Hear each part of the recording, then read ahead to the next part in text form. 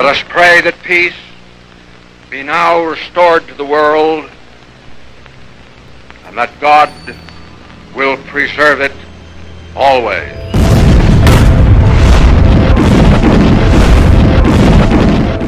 This is the news that electrified the world. Unconditional surrender of a new world of peace. We maintain our strength in order to deter and defend against aggression, to preserve freedom and peace. No one, friend or foe, should doubt our desire for peace. The United States wants peace. We seek peace.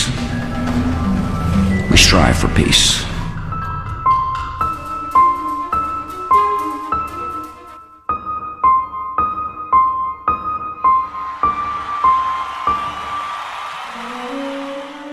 امریکہ پاگل ہو گیا ہے، یہ الفاظ ہمارے نہیں ہیں، یہ امریکہ کے سب سے زیادہ چہیتے ملک برطانیہ کے ایک معروف اور انعام یافتہ ناول نگار اور مصنف جان لی کیرے کے تازہ ترین مضمون کا عنوان ہے۔ امریکہ اپنے تاریخی پاگل پن کے ایک نئے دور میں داخل ہو گیا ہے، اور شاید یہ امریکہ پر پڑنے والے پاگل پن کے دوروں میں سب سے بدترین دورہ ہے۔ امریکہ بنیادی طور پر سیاسی جدوجہد کے نتیجے میں وجود میں نہیں آیا۔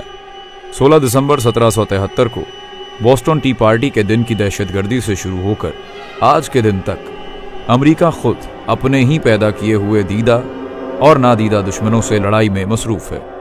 سن 1898 میں اسپین کی جنگ میں کامیابی نے امریکہ کو بڑے پن کے احساس کمتری کا ایسا شکار کیا کہ جس سے وہ آج تک باہر نہیں نکل سکا۔ دوسری جنگ عظیم میں پرل ہاربر پر جاپانی حملے نے امریکہ کو پاگل پن کی آخری حدود تک پہنچا دیا، اور اس نے جاپان کے 2 شہروں ہیروشیما اور ناگاساکی پر ایٹم بم گرا کر اپنے اس فطری وحشیانہ پن اور حیوانی ذہنیت کا عملی مظاہرہ کیا جسے وہ عام حالات میں دنیا کے سامنے انسانیت، جمہوریت، عالمی برادری اور انصاف کے پرفریب نعروں کی شکل میں پیش کرتا ہے۔ سن 1947 سے سن 1957 تک کے زمانے میں امریکہ میک کارتھیزم کے پاگل پن میں مبتلا ہوا تھا۔ اس وقت امریکہ پر سوویت یونین کے کمیونزم کے آسیب کا سایہ تھا۔ کمیونزم کے خوف نے پورے امریکی معاشرے کو اپنی گرفت میں لیا ہوا تھا۔ حقیقت کچھ بھی نہ تھی، مگر امریکی حکومت کے پس پردہ ذہنوں نے کمیونزم کا بھوت تخلیق کیا تھا تاکہ امریکی شہریوں کو کمیونزم کے خوف میں جکڑ کر اپنے مقاصد کو پورا کیا جا سکے۔ پھر امریکہ پر بے آف پگز کا دورہ پڑا۔ کیوبا کے فیڈیل کیسٹرو کے بھوت نے امریکہ کو خواص باختہ کر دیا۔ اس پاگل پن میں امریکہ نے پہلے گنے کے کھیتوں کو جلا دیا اور پھر جگہ جگہ خود ہی بم بلاسٹ کر کے اپنے شہریوں پر ایک ان دیکھے دشمن کا خوف طاری کر دیا۔ پھر باری آئی دی کیوبن میزائلز کرائسس کے بھوت کی۔ اس کے بعد Today required me to order the military forces of the United States to take action in reply. 16 سال تک امریکہ پر ویتنام اور کمبوڈیا کے ساتھ جنگ کا جنون سوار رہا۔ خود ساختہ بڑے پن کے نشے کا شکار ہو کر سوویت یونین کے ساتھ سرد جنگ کے دوران پڑنے والے پاگل پن کے بے شمار دورے امریکہ کی مسلسل خوف زدہ نفسیاتی حالت کی ایک الگ کہانی ہے۔ دوسری جنگ عظیم کے بعد سے بین الاقوامی سطح پر جاری امریکی دہشت گردی کی مثال ہمیں انسانی تاریخ میں نہیں ملتی۔ اس عرصے میں امریکہ نے 23 بار ایسے ملکوں پر حملہ کیا اور وہاں معصوم لوگوں پر بمباری کی ہے جن سے اس کا کوئی سرحدی یا قومی تنازع نہیں تھا۔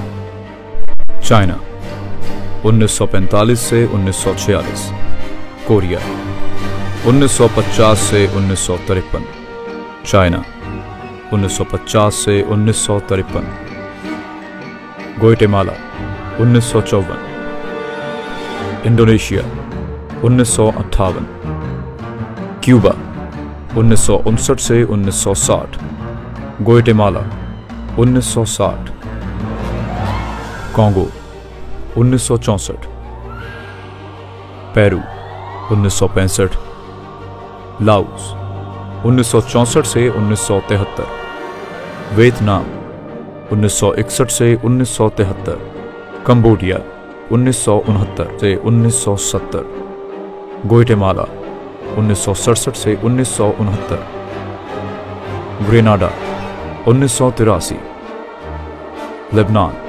1984, Libya 1986, El Salvador 1980, Nicaragua 1980, Panama 1989, Iraq 1991 से 1999, Sudan 1998, Afghanistan 1998, Yugoslavia 1999.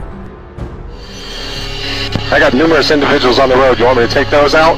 Take them out. Impact. और इनके अलावा सन 2001 में दोबारा अफगानिस्तान पर अमेरिका के हमले की वहशियाना और शैतानी दहशतगर्दी की वो मिसालें हैं जो उसके जुनून और पागलपन का वाज़ेह सबूत हैं। CIA के उस रिकॉर्ड के मुताबिक जो मंजर-ए-आम पर आ चुका है, दुनिया के कम अज़ कम 7 मुल्कों के सरबराहों को अमरीकी हुकूमत कत्ल करवा चुकी है। सोवियत यूनियन के ज़वाल के बाद दुनिया के बहुत से लोग इस खुशफहमी में मुब्तला हो गए थे कि अब दुनिया के तब्दील होने के इम्कानात पैदा हो गए हैं।